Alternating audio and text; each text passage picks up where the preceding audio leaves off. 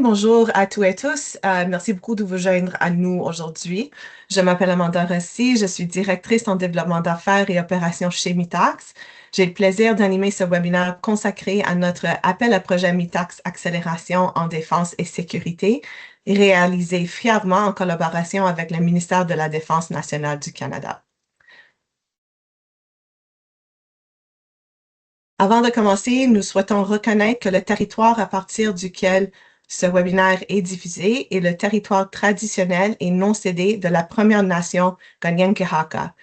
Tiohtià:ke a longtemps servi de lieu de rassemblement pour plusieurs peuples de Premières Nations, Inuits et Métis. Nous reconnaissons et respectons la présence des cultures et les contributions durables des peuples autochtones qui ont pris soin de ce territoire depuis des temps immémoriaux. Dans le cadre de notre rassemblement pour discuter de la défense, de la sécurité et de l'innovation, nous encourageons les personnes participant à réfléchir aux territoires autochtones depuis lesquels elles se joignent à nous, ainsi qu'à l'importance de mener nos travaux dans le respect, la responsabilité et l'engagement envers la réconciliation. Je vais maintenant passer rapidement en revue de l'ordre de jour de notre séance. Donc, tout d'abord, Simon Bousquet, vice-président de développement d'affaires, prononcera les remarques d'ouverture. Ensuite, Sarah Schlemm, agente de politique de défense de la ministère de la Défense nationale, présentera un aperçu de la stratégie industrielle de défense du Canada. Puis, nous tiendrons un table ronde animé avec des invités. Merci beaucoup à nos invités pour être parmi nous aujourd'hui. Et par la suite, Simon Bousquet, de nouveau, nous présentera les détails de notre appel à projet en défense et sécurité. Enfin, pour conclure le webinaire, nous tiendrons une séance de questions et réponses. Donc, deux brèves consignes à ce sujet. Premièrement, nous vous invitons de soumettre vos questions tout le long de la séance à l'aide de la fonction QR dans Teams, donc juste en haut de votre écran. Et deuxièmement, la période de questions sera exclusivement consacrée aux questions portant directement sur l'appel de proposition lui-même. Donc, sans plus attendre, je cède la parole à Simon Bousquet, vice-président en développement des affaires. Simon, à vous la parole. Merci beaucoup, Amanda. Bonjour à tous. C'est vraiment un plaisir de vous accueillir tous sur ce webinaire qui porte sur notre appel à projet en défense et sécurité. Ouais, OK, les diapos reviennent. Et merci d'avance aux panélistes. Pour ceux qui ne connaissent pas trop Mitax, pour qui Mitax, c'est nouveau. On existe depuis plus de 25 ans. Et puis, notre mission est de contribuer à la croissance, à l'économie, au développement de la main-d'œuvre de l'avenir en créant des liens entre le milieu postsecondaire, le secteur privé et des partenaires internationaux pour résoudre des problèmes concrets. Cette jonction entre le monde académique puis le terrain est vraiment là, au cœur de tout ce qu'on fait depuis ces années-là. Prochaine diapo.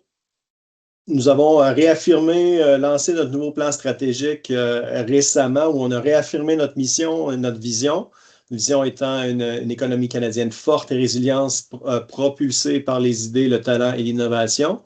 Et plus spécifiquement, notre mission, c'est vraiment de stimuler cette collaboration-là de laquelle je parlais plus tôt entre le secteur privé et le milieu postsecondaire, déployer les talents qualifiés, développer les capacités d'innovation dans le but ultimement de renforcer la productivité et la compétitivité du Canada, dis-je bien, sur la scène mondiale. Le but de tout ça, c'est d'augmenter la qualité de vie de tous les Canadiens. Prochaine diapo, on a un bref aperçu de notre plan stratégique, de la façon qu'on peut l'imager. On a 5 priorités. La première étant de produire un impact positif sur l'économie, la main-d'œuvre et la société, soutenu par 3 piliers. Donc, soutenir le parcours vers la réussite commerciale, favoriser les liens, la collaboration, faire des investissements stratégiques. Le tout basé sur une base forte d'excellence opérationnelle. Comme je l'ai dit, la mission, c'est vraiment de stimuler la prospérité nationale. Donc, notre nouveau plan stratégique est vraiment aligné là-dessus. Puis la façon qu'on le fait, tout ça guide nos activités pour améliorer la productivité, appuyer la croissance, la compétitivité des entreprises, soutenir le perfectionnement des talents et encourager la prospérité économique à long terme. Prochaine diapo, on montre un peu nos contributions.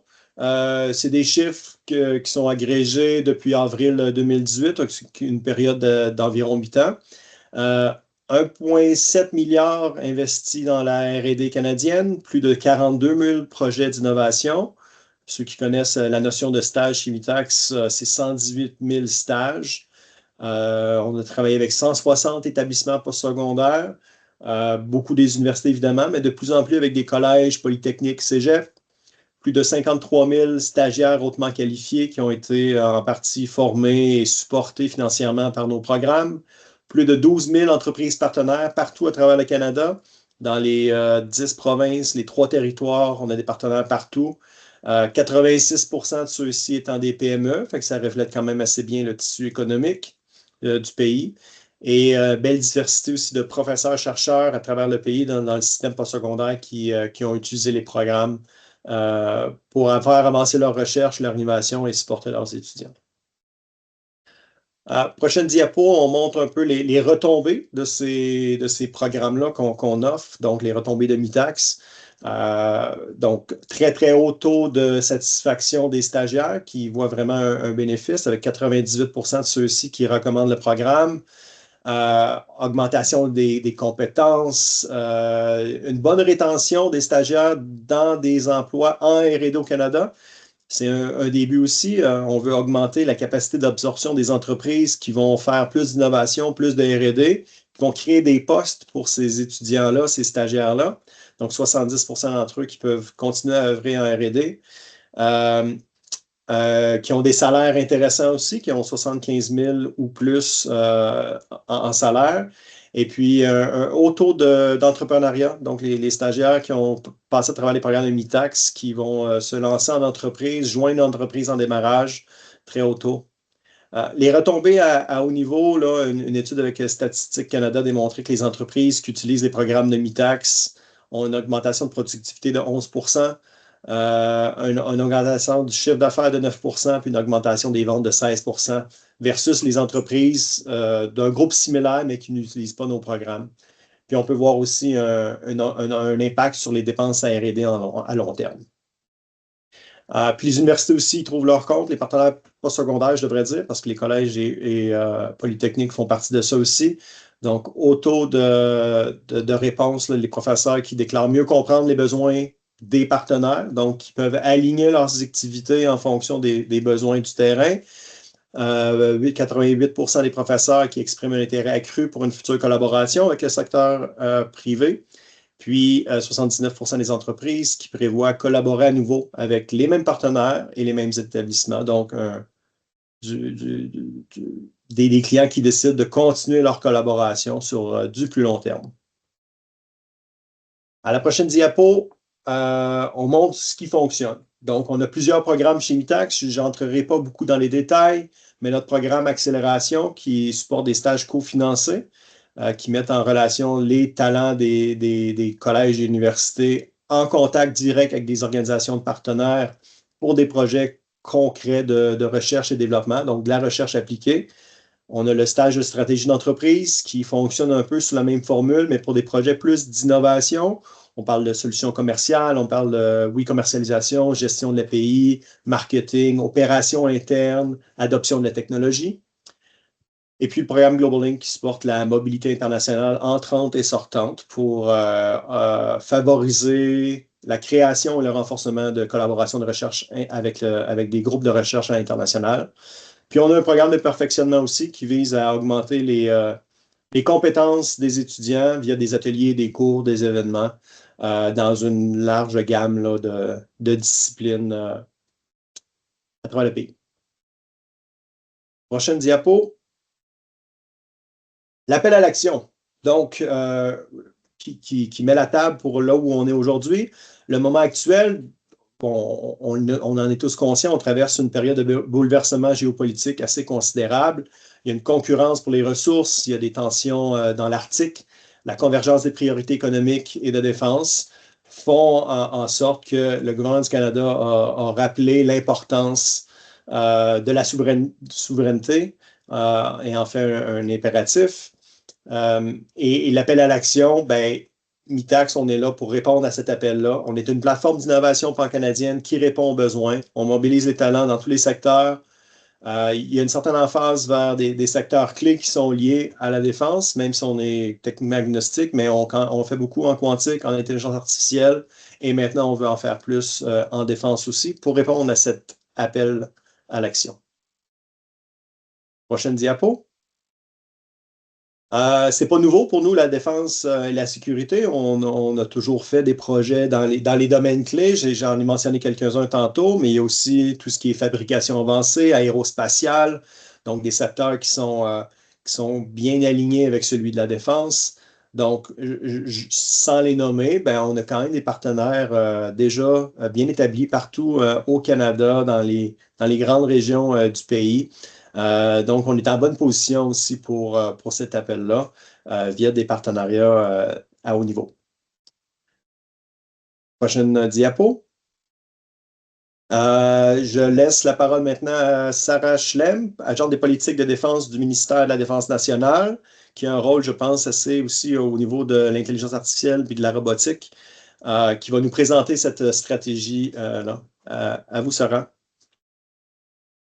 Oui, je vous remercie, Simon et Amanda aussi, de m'avoir donné l'occasion d'être ici aujourd'hui pour vous parler de la stratégie industrielle de défense du Canada et de l'importance de renforcer le bassin de talents. Je tiens à remercier aussi Derek Newton ici chez MITAX de nous avoir réunis aujourd'hui. Merci, Amanda. Prochaine diapo. Je voudrais prendre quelques instants pour évoquer les défis auxquels nous sommes confrontés. Comme nous l'avons constaté ces derniers mois, le contexte sécuritaire mondial se détériore et la géographie ne garantit plus à elle seule la sécurité du Canada. La souveraineté n'est plus ce qu'elle était autrefois. Elle ne se défend pas seulement sur terre, en mer et dans les airs, elle est également contestée dans le cyberespace, au sein des réseaux énergétiques, des réseaux numériques, ainsi que dans les flux de capitaux et d'informations. Par conséquent, nos alliés se réarment et la demande mondiale en capacité essentielle s'accélère. Au cours de l'année écoulée, nous avons dialogué avec les gouvernements de tous les pays, les principales parties prenantes et des milliers de représentants industriels. Et nous avons examiné ce que faisaient nos alliés. Le message qui s'en dégageait était clair. Des décennies de sous-investissement, une relation avec l'industrie axée sur les transactions, des exigences peu claires en matière de capacité et de procédures d'approvisionnement lourds ont tout entraîné des répercussions négatives sur l'industrie de la défense canadienne. Ces problèmes nous ont rendus moins concurrentiels et ont créé des vulnérabilités sur les plans économiques et sécuritaires. Le système dont nous disposons n'a pas été en mesure d'équiper rapidement les forces armées canadiennes, d'apporter un soutien fiable à nos alliés, ni de tirer parti des possibilités mondiales. Face à ces menaces géopolitiques, le Canada a besoin d'infrastructures et d'équipements de défense modernes pour défendre sa souveraineté. Prochaine diapo. Merci, Amanda. Il y a quelques mois à peine, le Premier ministre a dévoilé la première stratégie industrielle de défense du Canada. Vous avez peut-être entendu parler de certains de nos investissements dans le domaine des lancements spatiaux et vu les reportages à ce sujet la semaine dernière. Cette stratégie présente une vision claire de la manière de renforcer la sécurité, la souveraineté et la prospérité de notre pays, dans le but de doter les forces armées canadiennes des capacités dont elles ont besoin pour défendre le pays, protéger notre souveraineté et faire face aux menaces actuelles et futures. Il est important de noter aussi que la stratégie envoie un signal à l'industrie, aux alliés et aux autres partenaires, indiquant que nous avançons avec cohérence et détermination dans le but d'acquérir plus grande autonomie stratégique et de réduire nos vulnérabilités face aux pressions et aux menaces internationales, tout en bâtissant une économie florissante pour tous les Canadiens. Je voudrais m'attarder un instant sur cette diapo, car les fondements de l'innovation, l'une de ces axes prioritaires de la stratégie consiste à accélérer l'adoption des innovations canadiennes en matière de défense et à double usage aussi, et à en faire un avantage stratégique pour les forces armées canadiennes. De même, nous souhaitons renforcer les talents et les compétences nécessaires à ce type d'innovation, ainsi qu'à d'autres travaux importants au sein de l'ensemble de la base industrielle de défense canadienne. Cela implique non seulement la mise en place de programmes, mais aussi de mécanismes visant à combler l'écart entre les besoins des forces armées canadiennes et ce que l'industrie et les établissements d'enseignement supérieur sont en mesure d'offrir. Il est essentiel de noter que, à mesure que nous mettrons en œuvre la stratégie, le développement de nos capacités souveraines, ça va être une priorité absolue. Les capacités souveraines constituent des domaines d'investissement prioritaires dans lesquels le gouvernement vise à optimiser l'autonomie stratégique et sécuritaire, ainsi qu'à réduire les vulnérabilités des chaînes d'approvisionnement. Ces 10 domaines que vous voyez là, de capacités, tirent parti de nos atouts et contribuent à la réalisation de nos ambitions, allant de l'industrie manufacturière au système numérique et autonome. L'appel à proposition lancé en collaboration avec MITAX en faveur de la défense et de la sécurité, notamment dans le domaine de ses capacités souveraines et d'autres secteurs clés, va contribuer à renforcer le bassin de talents de l'industrie de la défense et aussi à forger de nouveaux partenariats entre l'industrie et l'enseignement supérieur et à garantir aux organisations canadiennes l'accès aux talents dont elles ont besoin. Nous travaillerons également avec MITAX pour veiller à ce que les propositions répondent aux besoins des forces armées canadiennes et du ministère de la Défense nationale. Cela est essentiel pour garantir que le Canada dispose du leadership scientifique et technique indispensable pour renforcer notre posture de défense et stimuler notre économie. Prochaine diapo. Et à la prochaine, Amanda. Merci. La stratégie industrielle de défense constitue un programme de transformation pour la prochaine décennie qui apportera toute une série d'avantages aux forces armées canadiennes. Elle vise également à stimuler l'économie canadienne en créant des emplois de qualité, en nous appuyant sur des entreprises de classe mondiale situées ici, même au pays, pour développer nos capacités souveraines. Et également, elle va générer une demande pour nos exportations et va favoriser la croissance de notre industrie de la défense, y compris celle des petites et moyennes entreprises. C'est ainsi que nous construisons une base industrielle de défense qui mobilisera le meilleur de ce que le Canada peut offrir. Merci beaucoup.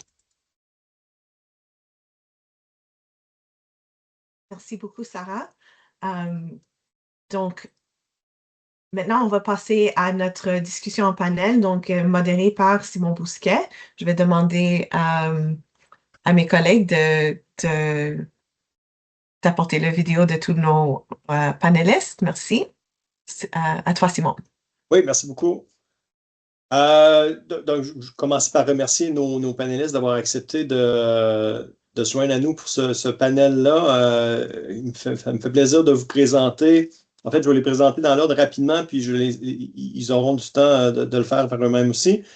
Olivier Grenier, directeur associé Innovation et Impact à Polytechnique Montréal, qui va nous représenter un peu le point de vue des universités, des établissements postsecondaires. David Rolston, PDG d'Axonal Networks, une compagnie basée à Montréal qui se spécialise dans l'architecture optique et les technologies de calcul. On a Rémi Lesserre, directeur de la commercialisation de Reaction Dynamics, qui se spécialise dans la propulsion hybride et le lancement de satellites, compagnie basée à Longueuil. Et Sarah, que vous avez entendu tantôt, du ministère de la Défense, qui complète le panel. Donc, merci beaucoup de vous joindre à nous. Pour ouvrir le panel, dans l'ordre, je vais vous inviter à vous présenter peut-être plus longuement et à répondre à la question d'ouverture qui est la suivante. Le Canada a clairement établi la défense et la sécurité comme étant une priorité nationale. Sarah a mentionné des écarts de capacité tout à l'heure. Donc, selon votre point de vue à vous, au niveau universitaire, au niveau industriel, quels sont ces écarts de capacité-là les plus urgents que les partenariats de recherche peuvent aider à combler? Puis on va commencer avec Olivier. Bonjour à tous, merci Simon, puis merci à Mitax d'avoir organisé, d'avoir organisé la rencontre aujourd'hui, mais aussi dans le leadership là, pour lancer des nouveaux programmes qui viennent soutenir l'innovation au Canada. Donc, Olivier Grenier, je suis directeur associé Innovation Impact à Polytechnique Montréal. Donc, Polytechnique, université d'ingénierie à Montréal qui forme bien sûr des ingénieurs, mais qui est aussi très active en recherche. Et donc, comme directeur associé innovation, j'aime dire, mon rôle, c'est de faciliter le transfert des résultats de la recherche vers le milieu preneur, donc les entreprises. Donc, au travers, je m'occupe des contrats, subventions, le transfert technologique, l'entrepreneuriat, mais aussi des instituts thématiques comme la cybersécurité, les innovations de rupture ou les technologies propres. Donc, certains instituts qui ont des liens spécifiques au domaine de la défense.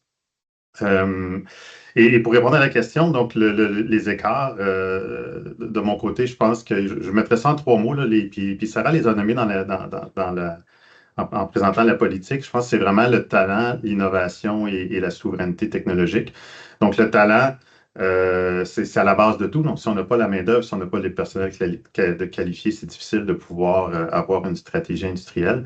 Donc, il y a le talent, il y a la formation d'ingénierie ou la formation standard, mais au travers les projets de recherche, il y a aussi la capacité de former du personnel hautement qualifié, puis notamment au travers des stages Mitax qui permettent vraiment d'avoir une connexion entre le milieu universitaire puis le milieu industriel.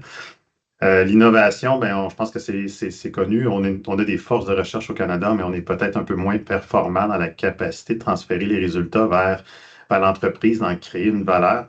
Il y a un écart, il y a un élément où je pense qu'au travers de la stratégie industrielle en défense, on a une opportunité unique. J'aime dire qui arrive peut-être aux 3 générations, on a vraiment une opportunité de créer quelque chose que plusieurs pays ont déjà mis en œuvre dans le passé. Et c'est potentiellement celle que je dirais qui est l'écart premier à faire. Puis la souveraineté, mais d'avoir la mainmise sur nos technologies, nos ressources, notre chaîne d'approvisionnement, je pense que c'est un besoin criant qu'on a en ce moment. Merci, Olivier. Même question allons-y avec David. Donc, c'est quoi les écarts les plus urgents selon votre point de vue à vous? Oui, alors, je pense en tous on comprend que la guerre, la défense change. Maintenant, ça évolue, on voit les résultats en Ukraine et en Iran.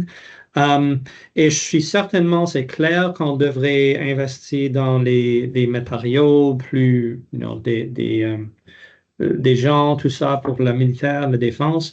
Mais je viens d'une compagnie qui se dirige dans les infos, dans l'info, la haute technologie. Et peut-être je serai trop direct, mais je pense que l'IA et les problèmes de défense, ce n'est pas seulement des problèmes d'armement, c'est aussi comme on dit en anglais, hearts and minds, le cœur et le craint de toutes les images et les vidéos qu'on reçoit aujourd'hui, qui informent mal ou non, c'est de ce point de vue que je pense que la défense devrait être cognizante dessus. On devrait développer des logiciels et comme des défenses, des technos comme le IA. Alors, peut-être pas tellement clair, mais c'est certainement un aspect de défense qu'on peut-être on oublie un peu. Et si on n'a pas le peuple de Canada qui peuvent supporter nos décisions à cause des informations ou désinformations, ça sera pas bonne chose. Là. Alors, moi, je pense qu'on peut engager avec les universités dans les recherches d'informations, de concepts de haute technologie où on peut défendre contre les autres qui essaient de changer la direction dans nos cerveaux. Merci, David. Est-ce que vous vouliez un petit peu présenter ce que votre compagnie fait et comment ça s'inscrit dans les priorités? Oui. Alors, on essaie de développer un aspect d'échange, de connectivité pour le IA, pour les data centers. C'est une idée pour vraiment augmenter la capacité des centres de données aujourd'hui avec un mélange de photonique et un nouveau concept d'architecture pour vraiment diriger les infos dans les packets ou des Internet packets dans les grands centres de données comme on a avec la IA. Très bien. Merci beaucoup, David. Rémi, présentation, puis la même question, les écarts les plus urgents à combler ou les plus grands, les plus difficiles? Bonjour, oui, merci beaucoup Simon. Merci à tous pour être là. Petite présentation rapide sur moi. Donc, moi, j'ai travaillé pendant 20 ans dans l'armée de l'air en France. Donc, les sujets de défense, évidemment, ça me touche personnellement, parce que je les ai juste vécus. J'étais au cœur de ces enjeux-là. Quand je suis arrivé en 2012 au Canada, on a commencé à travailler sur la souveraineté et effectivement, je crois que Sarah, j'ai pas compté le nombre de fois où le mot souveraineté a été nommé, mais Sarah l'a évidemment bien appuyé. Le Canada est en train de se réveiller sur la souveraineté et est en train de prendre les actions qui vont avec. On est le seul pays du G7 qui n'avait pas d'accès à l'espace. Aujourd'hui, chacun d'entre vous, là, vous allez avoir à peu près 40 accès à des satellites dans la journée, que ce soit sur le GPS, la superbe météo qu'on a à Montréal en ce moment, les transactions financières, etc. Et donc, on a accès on utilise l'espace, mais on n'avait pas accès à l'espace. On était dépendant des partenaires qui parfois ne sont pas si partenaires que ça. Et effectivement, on a vu derrière le Canada sortir cette fameuse liste de capacités souveraines. Donc nous, on est dans cette liste de capacités souveraines, on est l'espace, on est l'accès à l'espace et on développe une fusée qui est ce qu'on appelle réactive. Donc on est capable de la lancer très rapidement et ça a plein d'applications, évidemment militaires, ça a des applications civiles. Donc le gap principal, c'était vraiment cet accès à l'espace. Nous, en termes de relations avec l'industrie, parce qu'avec l'université, c'est une histoire de longue date.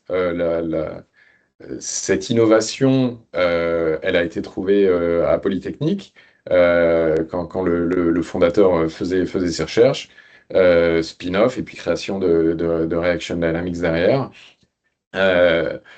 On a évidemment travaillé sur de la recherche fondamentale, sur notamment comment faire bouger les flux à la sortie de la fusée. Et ça a été un MITAX en 2022, je crois. Et puis derrière, on a continué à travailler avec les universités, aussi bien en recherche que en collaboration à l'étranger. On est en train de travailler notamment avec l'Allemagne, avec l'Université de Dresde. Donc il y a eu une sorte de suivi de cette innovation. Il y a aussi une collaboration avec les universités comme clients. Donc Polytechnique est un de nos premiers clients. On va envoyer un de leurs satellites dans l'espace. Donc c'est aussi très intéressant sur la souveraineté, c'est que le gouvernement ne soit pas non plus impliqué dans tout. Et donc il y a un travail plus horizontal entre les universités et puis les compagnies pour que justement il y ait cette cohérence. Et puis nous, on rajoute en plus la cohérence avec l'opérationnel, parce qu'on a des liens avec DND, avec DRDC, pour justement pouvoir faire cette collaboration pour remplir ce gap. Voilà. Merci. On peut voir, on a affaire à des clients déjà convaincus. Sarah, je reviens vers toi. Donc, tu as entendu les points de vue un petit peu de tout le monde sur les écarts à combler. Tu en as mentionné dans ton ouverture aussi. Est-ce qu'il y a quelque chose que tu voudrais rajouter là, à ce point-là? Oui, merci. Et merci aussi à David et Olivier, Rémi.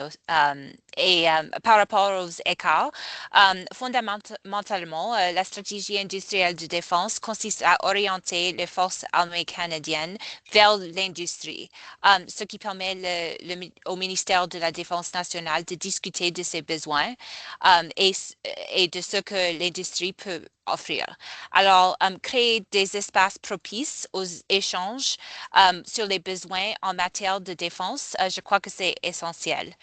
Il est également important d'identifier les possibilités liées aux technologies à double usage. Il apparaît clairement que l'industrie ne peut pas survivre ni prospérer uniquement grâce aux investissements en défense. Elle a besoin de technologies à double usage ainsi d'un marché d'exportation international solide. L'inverse est également vrai. Les technologies qui sont développées à des fins de défense peuvent être adaptées et exploitées dans un contexte civil aussi. Alors, l'identification d'occasions d'innovation dans le domaine de double usage repose sur une mobilisation soutenue avec l'industrie, avec le milieu universitaire aussi, le gouvernement et les partenaires clés, afin de cerner les besoins, de suivre les tendances émergentes en recherche et développement et de soutenir des parcours facilitant le passage à la commercialisation. Plutôt que l'industrie devine quelles seront les exigences en matière de capacité de défense aujourd'hui ou à l'avenir et investissent potentiellement,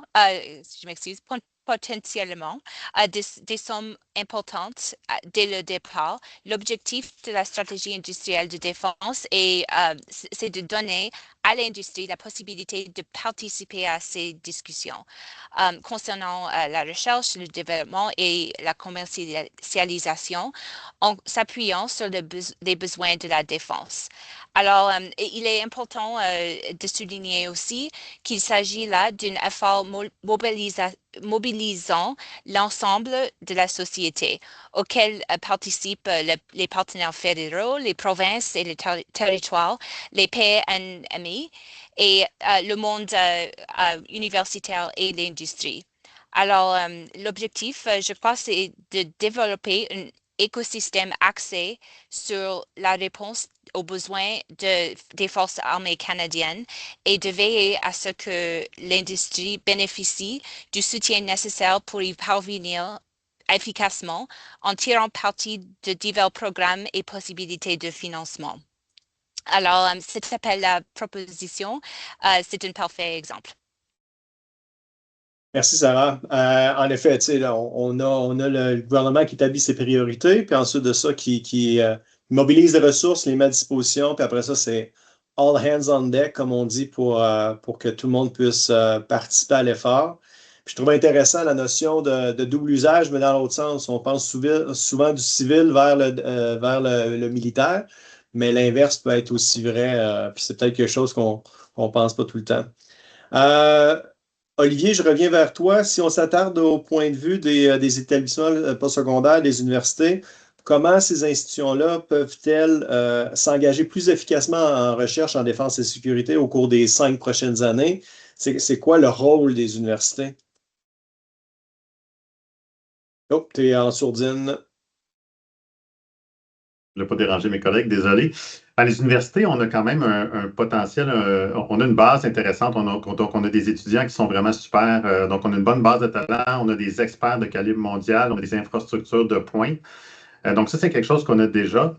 On fait déjà de la recherche dans plusieurs universités en lien avec des besoins de la défense, soit directement ou indirectement.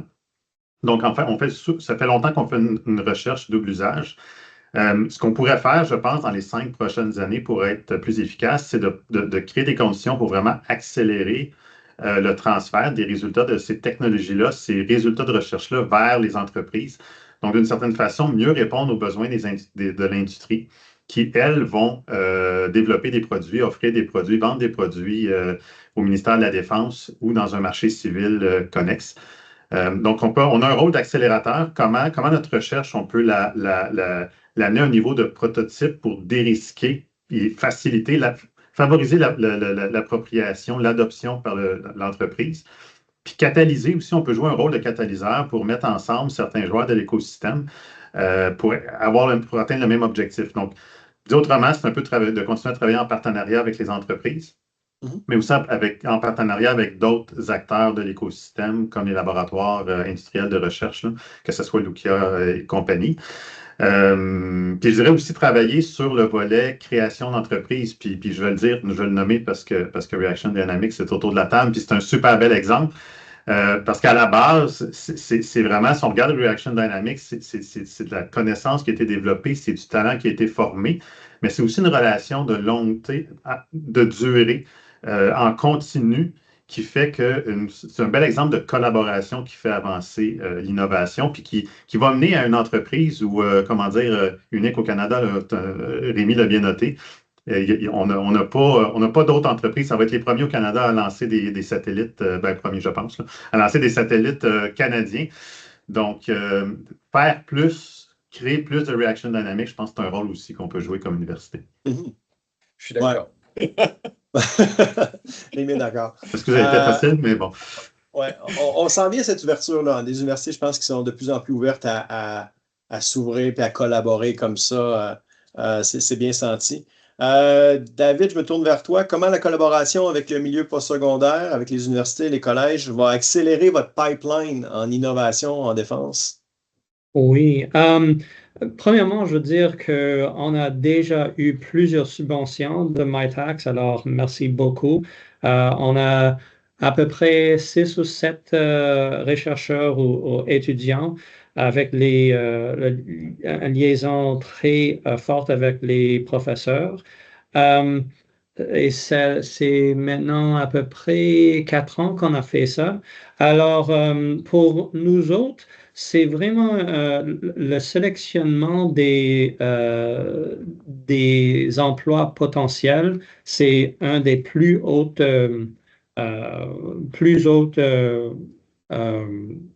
le plus important à nous, parce qu'avec un compagnie comme nous, un petit startup, on n'a pas une équipe de HR. Alors, pour sélectionner des bons candidats, c'est merveilleux le système MITACS. Mais pour le secteur de défense, je pense avec les chercheurs, les professeurs dans les universités, c'est pas seulement ce qu'ils peuvent faire, mais aussi je me manque le mot en français, leur wisdom, pour ce qu'on ne peut pas faire. Alors, il y a plein de choses que les professeurs il a déjà considérées comme peut-être une solution où il a prouvé que c'est pas possible ou même de faire dans une autre façon. Et quand tu es en train de bâtir un startup, des fois, tu oublies comme tu peux pas voir le forêt pour les arbres. Et des fois, tu tombes dans un cycle où tu essaies de développer quelque chose qui peut-être quelqu'un à l'université peuvent te dire que ne fais pas ça, fais quelque chose similaire ou d'une autre sorte. Et ça sauve beaucoup de temps. Alors, pas seulement qu'ils peuvent faire, mais aussi c'est tellement, on se dit, il connaît beaucoup d'autres méthodes et de technologies dans la passé qu'on peut utiliser, mais même pas utiliser. Ouais, donc la collaboration avec le milieu secondaire, c'est un pipeline, oui, d'innovation, de technologie, mais aussi de talent, puis de sagesse, puis ça peut amener des différents points de vue dans l'entreprise. Super. Rémi, de ton côté, les principaux risques en R&D appliqués, particulièrement en défense, comment les partenariats peuvent aider à mitiger ces risques-là? D'abord, l'innovation. Et particulièrement dans la défense, en gros, c'est effectivement être capable de gagner la bataille de demain et pas la bataille d'hier. Donc, il faut innover. Et l'innovation, c'est un sport d'équipe. On parle de partenariat. Et effectivement, dans ce sens-là, il y a le côté technique, le côté recherche, et ça, c'est avec l'université. Il y a aussi le côté opérationnel, et ça, c'est le lien avec DND, parce que même si en interne, on a des anciens militaires comme moi, qui donnons la perspective de la bataille d'hier, finalement, enfin, parce que j'ai l'âge que j'ai, et que j'ai quitté les forces il y a 10 ans, on a besoin du feedback actuel. Et donc ça, c'est les discussions avec DND aujourd'hui. Et puis après, il y a effectivement ce côté transition, le risque de transition, pour que on puisse collaborer avec tout le monde, parce que c'est très bien de créer même une fusée comme ça, c'est bien, mais il faut la vendre. Et donc il faut la mettre sur le marché, et ça, on a besoin de partenaires industriels. Donc c'est là où on voit que c'est tout un écosystème, c'est pas uniquement les universités d'un côté, DND de l'autre, industrie, les clusters éventuels. Enfin, c'est vraiment un sport d'équipe. Et le risque, il est justement, chacun a son propre risque. Et puis, il y a un risque un peu plus global là, entre tout le monde, pour que tout le monde ne soit pas aligné, et que tout le monde ne puisse pas délivrer quelque part au même moment, en fait. Donc, on a vraiment besoin de travailler ensemble. Pour nous, ça nous permet d'augmenter la recherche, d'augmenter les clients. Et David le mentionnait, un pôle de talent qu'on va chercher. Nous, on est à peu près à 10% de stagiaires, que ce soit post-secondaire ou pas. Et derrière, le but, c'est effectivement de pouvoir les engager, quoi. Parce que c'est quand même rocket science, notre affaire. Donc, il y a besoin d'aller chercher des talents qui sont assez exceptionnels. On a une priorité sur le fait d'être non-ITAR, donc de pouvoir, justement, dans ce cadre de souveraineté, et donc on ne peut pas prendre n'importe qui non plus. Donc on se met peut-être des contraintes, mais le but, c'est justement de pouvoir aller plus loin ensemble. Donc oui, il y a une série de risques, effectivement, mais c'est ça qui est fun, et c'est ça qui est le but, c'est de gérer tout ça en étant conscient, et puis ouvertement discuter avec les uns et les autres, et puis on avance, et puis voilà, on fait des contrats avec Polytechnique, on fait des contrats avec DRDC, on fait des contrats avec les universités pour pouvoir aller de l'avant.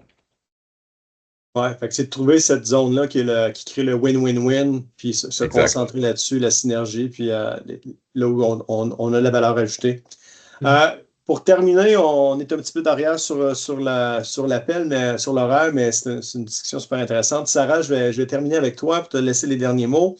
Rapidement, le mot de la fin sur ça, comment la stratégie là, nationale va créer des voies d'accès, là.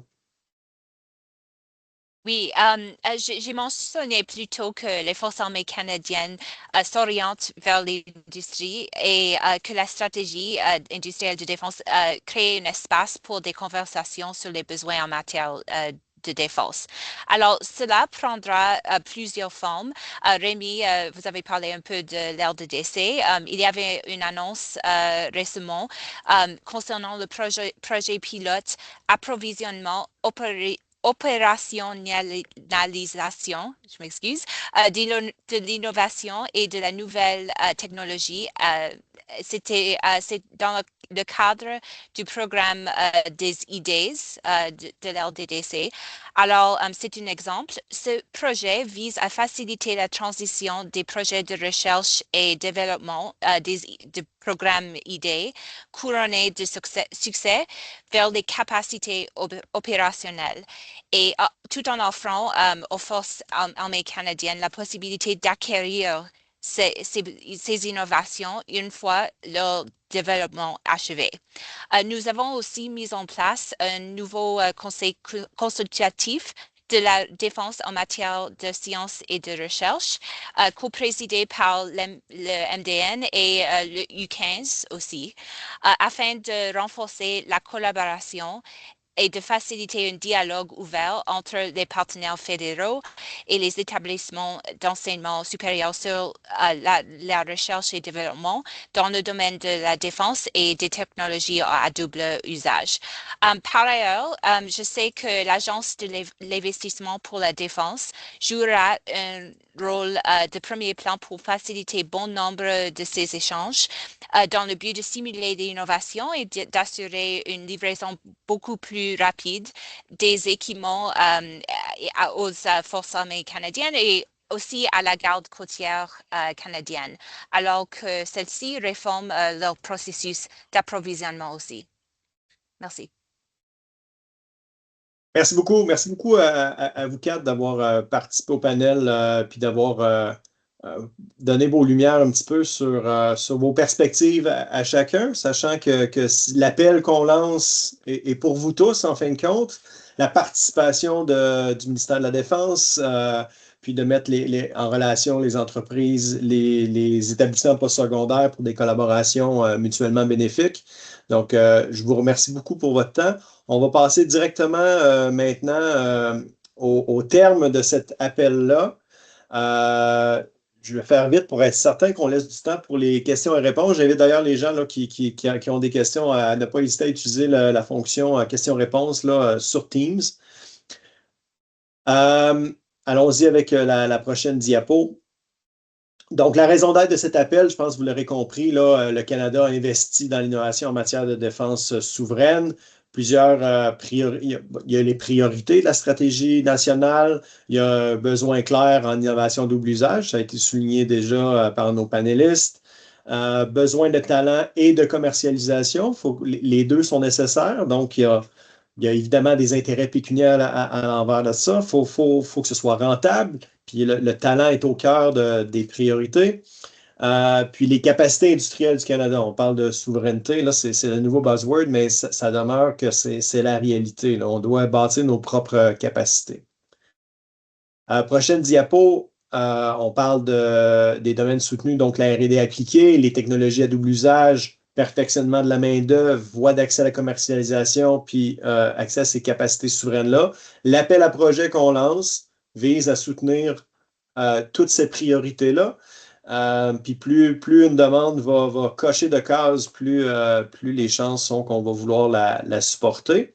Puis sur la prochaine diapo, on rentre un peu sur les domaines de recherche admissibles dans les trois grandes catégories. Donc, sous plateforme de défense et de sécurité, les projets en aérospatial, en technologie spatiale, en système sans équipage, donc tout ce qui est drones et véhicules, les unmanned vehicles en anglais.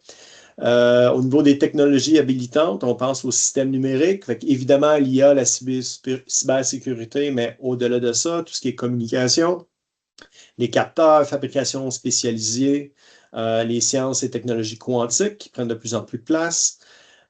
Et au niveau opération, capacité, souveraineté, soutien en service, protection du personnel, formation et simulation, puis souveraineté de l'Arctique, aussi, on en entend encore de plus en plus parler. Donc, on va vouloir que les projets qu'on supporte tombent dans ces priorités-là.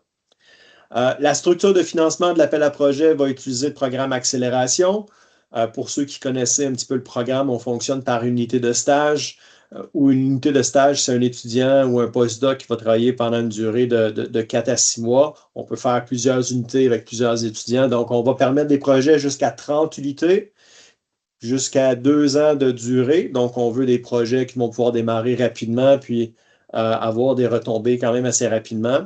On va requérir que 50% des unités aient un étudiant nommé, mais ça va permettre aux demandeurs aussi d'avoir une planification plus long terme, puis de ne pas avoir tous les étudiants nommés, puis de pouvoir recruter des étudiants en cours de projet. Au niveau du financement, les unités que vous connaissez peut-être là, à 10 000 ou à 15 000 par unité demeurent accessibles à tout le monde. Ce qu'on rajoute, c'est une disponibilité au niveau de la maîtrise et du doctorat d'unité à 20 000 contribution du partenaire de 10 000 et allocation allant à l'étudiant minimum de 15 000. Donc, cette unité-là à 20 000 est exclusive à l'appel en défense. Pareil pour les unités au postdoctorat. Au postdoc, des unités à 20 000 sont disponibles. L'appel à projet ouvre l'accessibilité des unités à 25 000 par unité, donc jusqu'à 75 000 par année, là, si on fait 3 unités par année pour soutenir des postdocs. Vous avez la contribution du partenaire puis l'allocation minimale donnée aux stagiaires postdoc dans ce cas-ci. Sur la prochaine diapo, on parle un petit peu de l'alignement avec les attentes fédérales en matière de recherche et sécurité. Et évidemment, on s'attend à ce que ces projets-là soient soumis à ces attentes en matière de sécurité de la recherche. Sans passer à travers la diapositive au complet, la position MITAC, c'est que nous, on a toujours eu un plan de sécurité de la recherche. Il ne sera pas nécessairement modifié dans le cadre de cet appel-ci. On va suivre nos lignes directrices normales. On s'attend à ce que les établissements aient leur propre ligne directrice aussi en matière de sécurité de la recherche. Donc, ce que ça veut dire, c'est que dans le cadre de cet appel-ci, les demandes soumises vont devoir respecter à la fois les règles de l'institution d'attache que celles de MITAX, qui sont disponibles en ligne. Puis vous avez quelques informations sur la diapo ici. Prochaine diapo. Qui devrait déposer une demande? Bien, en fait, c'est tout le monde qui se sent interpellé par l'appel. Fait que les entreprises qui sont définitivement dans le secteur de la défense, des entreprises qui font du double usage, des entreprises qui veulent se diversifier et rentrer dans le domaine, sont invitées à appliquer. Les chercheurs, les équipes de recherche des universités aussi, évidemment, et des organisations qui sont en quête de soutien en matière de commercialisation dans le domaine de la défense et de la sécurité. Ensuite de ça, les critères de pertinence, on va regarder des prototypes existants ou l'avancement du niveau de maturité technologique, les besoins d'expertise en recherche, les besoins de talent, les projets liés à l'IA, à la détection, à l'autonomie. Puis évidemment, un des critères clés, ça va être l'alignement sur la stratégie industrielle de défense du Canada. Le but de l'appel étant vraiment d'aider au déploiement de cette stratégie-là, puis avoir des retombées rapides et concrètes. On parle du timeline, si je me souviens bien oui, c'est ça, le calendrier. Donc, l'appel est déjà ouvert, se termine le 17 août. Vous avez jusqu'à la mi-août pour soumettre les demandes.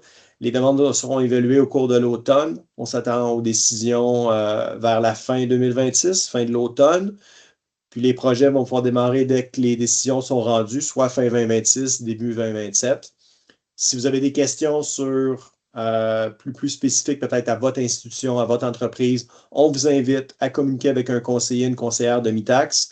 Si vous allez sur Google puis vous tapez conseiller MITAX, vous allez tomber sur une page qui liste nos 70 conseillers à travers le pays. Il ne faut pas hésiter à nous contacter. On est là pour répondre à toutes vos questions.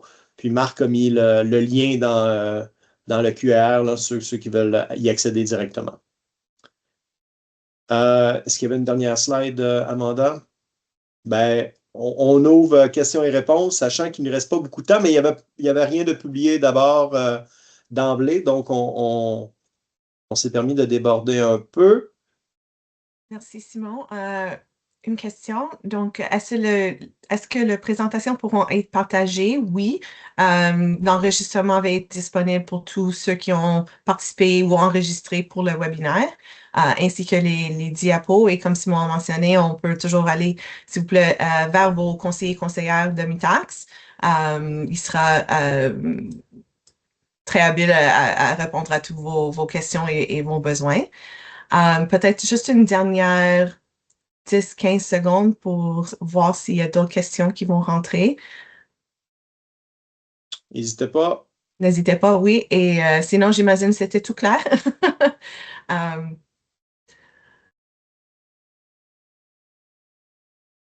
Reste quelques secondes s'il oui, y a des... un instant. Quelles sont les principales différences entre un Mitacs accélérant classique et celui de la défense?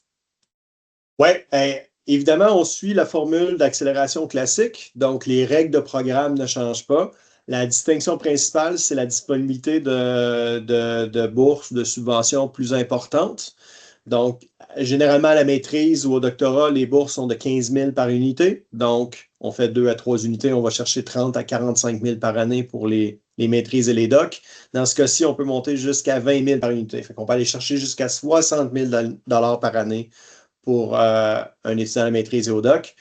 Au postdoc, on peut aller jusqu'à 75 000 alors que généralement, hors appel à projet, ce sera limité à 60 000. Donc, c'est vraiment la disponibilité des bourses plus intéressantes qui peuvent aider les professeurs dans leur recrutement d'étudiants avec plus d'argent, puis permettre une meilleure rétention aussi.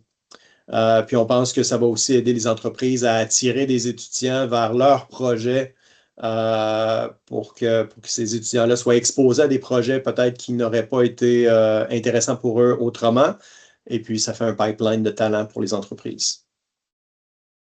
Merci, Simon. Une autre question qui est rentrée. Donc, en tant que doctorant intéressé par les stages Mitacs, comment pouvons-nous identifier nos partenaires industriels dans le domaine de la défense? Oui, c'est une bonne question. Donc, il n'y a pas de formule magique pour identifier des partenaires, quoique avec les outils d'intelligence artificielle aujourd'hui, je pense qu'avec vous pouvez facilement entrer des mots-clés sur votre expertise, votre domaine de recherche, puis l'IA peut vous aider à identifier des entreprises. Si vous avez besoin d'aide pour identifier des entreprises, puis c'est vrai autant pour des professeurs que pour des étudiants, on vous demande de faire le travail d'identifier des partenaires potentiels. Nous, on a un réseau, comme on disait, de 12 000 entreprises qui ne sont pas toutes en défense, mais on a quand même un très bon réseau. On est capable de faciliter des introductions, des présentations. Il faut juste nous dire avec qui vous voulez travailler pour qu'on puisse faire cela. Puis à l'inverse, il y a des entreprises qui nous disent, moi, je veux participer à ça. Est-ce que vous pouvez m'aider à trouver un professeur? Nos conseillers peuvent tout à fait vous aiguiller là-dedans. Là, on a une très bonne connaissance du milieu postsecondaire et des expertises en recherche. Okay, merci, Simon. Une dernière question. Quels sont les partenaires industriels admissibles à ce programme? Le Conseil national de recherche du Canada est-il admissible? Oui, donc les partenaires pour être admissibles doivent être soit des entreprises canadiennes, donc des entreprises à but lucratif. La majorité des organisations sans but lucratif, les OSBL ou OBNL, vont être éligibles. Les municipalités, les hôpitaux sont éligibles. Tout ce qui est gouvernemental n'est pas éligible, donc ça prend un partenaire privé non gouvernemental. Le CNRC ne se qualifie donc pas comme partenaire admissible. Puis je vois une dernière question, je vais la prendre. Nous devons seulement nommer 50 des étudiants. Il faut vous nommer minimalement 50 des unités avec des étudiants. Si vous voulez en nommer 100 c'est tout à fait correct aussi.